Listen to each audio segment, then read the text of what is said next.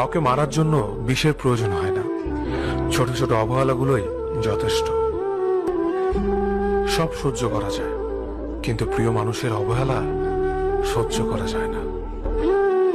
একতরফা ভালোবাসাগুলো এমনই হয়, একজন পাগলের মতো ভালোবেসে যায় আর একজন পাগল ভেবে শুধু অবহেলা করে যায়। গুরুত্ব তাকেই দিও যে তোমার মূল্যটা বোঝে। প্রিয় মানুষের সাথে কথা না বলে থাকাটা সত্যিই খুব কষ্টের। নিজেকে এমন ভাবে তৈরি করো যে তোমাকে ছেড়ে চলে গেছে সে যেন তোমার জীবনে ফিরে আসার জন্য আফসোস করে।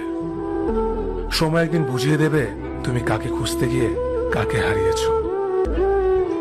মানুষের জীবনে যে জিনিসটা থাকা সবচেয়ে বেশি প্রয়োজন তা হলো ধৈর্য। যখন কেউ কাউকে ছেড়ে চলে যায় তখন সে শুধু নিজে যায় না, সাথে সাথে সেই মানুষটার ভালো থাকার